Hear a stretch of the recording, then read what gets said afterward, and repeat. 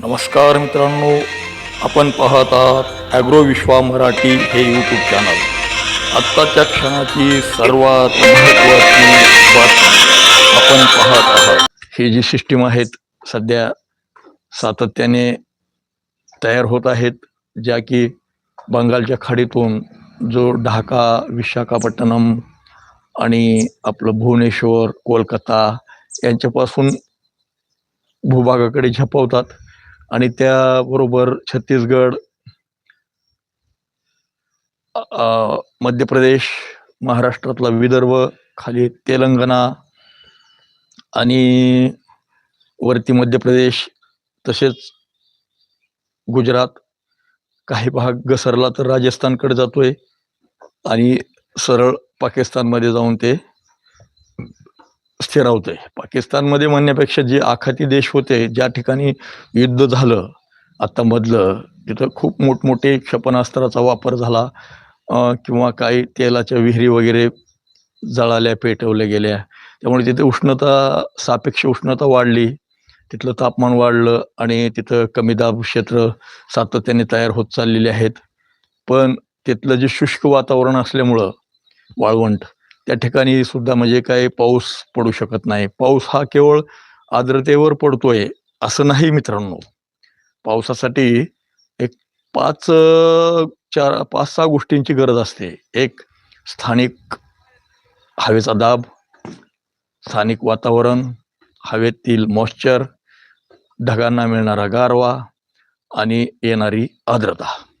या सर्व गोष्टींचा विचार करून पाऊस पडतो आणि ह्यातला एक जरी घटक नसेल आणि बाकीचे सर्व घटक असतील तरी देखील पाऊस पडत नाही.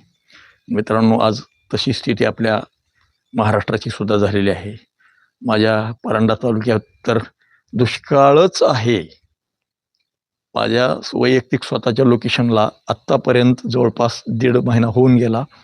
100 मिलीमीटर पावसाची नोंद झालेली आहे. किती? 100 मिलीमीटर. पाठीमागे एकदा 60-65 मिलीमीटर थोडे झिमझिम झाली, त्यात झाला.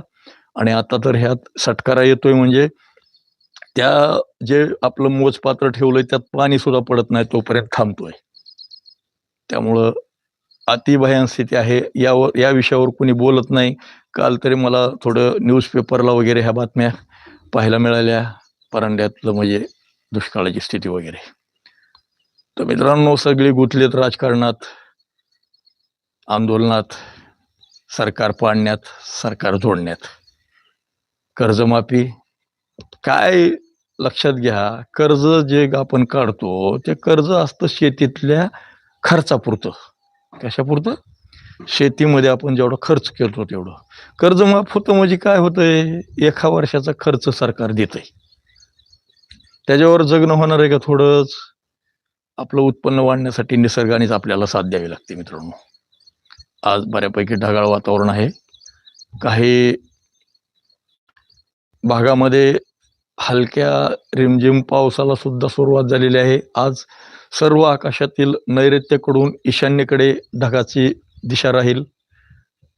प्रत्येक गावात जर तुम्ही बारीक निरीक्षण केलं तर तुमच्या दक्षिण पश्चिम दिशेतून वारा निघेल आणि उत्तर पूर्व ह्या कोपऱ्यात तो वारा गेलेला दिसेल, वाऱ्याची दिशा. आणि ढगाचं सुद्धा वाहन त्या पद्धतीने असेल. आज ढग कमी उंचीचे असल्यामुळे पाऊस सुद्धा मित्रांनो मोठ्या थेंबाचा मेघगर्जनेसह होण्याची दाट शक्यता आहे.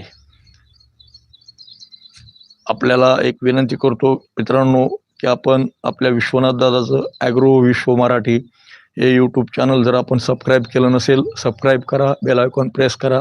मी आता कोणालाही सहजासहजी लिंक वगैरे शेअर करणे मला शक्य होत नसल्यामुळे मी पाठवू शकत नाही. माझ्याकडे व्हॉट्सॲपचं माध्यम अपुरं पडतंय. तर तुम्ही तुमच्या पद्धतीने चॅनलला सबस्क्राईब करा, बेल आयकॉन प्रेस करा, तुम्हाला नोटिफिकेशन येत राहील. आणि माझ्या अंदाजाबद्दल बी तुमच्या काय प्रतिक्रिया असल्या तर देत राहा. माझ्याकडून काय चुकत असेल तर ते स्पष्टपणे सांगा, मी ती चूक दुरुस्त करेल किंवा माझं सांगायचं बंद करेल.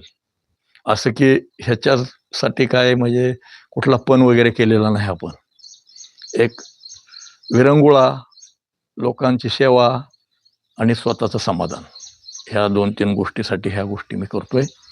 तर मित्रांनो, तुम्हाला मी आणखी पुन्हा एकदा विनंती करतो, हवामानाचा अंदाज दादाचा, विश्वनाथ दादाचा हवामानाचा अंदाज फेसबुकवर पण आहे आपण, तर फेसबुकला सुद्धा म्हणजे मित्रांनो फॉलो करा आणि यूट्यूबचं चॅनल सबस्क्राईब करा, ही मी तुम्हाला नम्र विनंती करतोय.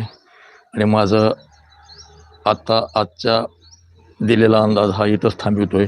पर्जन्यमान हे येत्या आठवड्यात खालीवर होईल, पण चालूच राहील. ऑगस्टच्या 2-3 तारखेपासून पावसात घट व्हायला सुरुवात होण्याची शक्यता दिसते आजच्या निरीक्षणाप्रमाणे. ओके मित्रांनो, धन्यवाद. शुभ दिवस.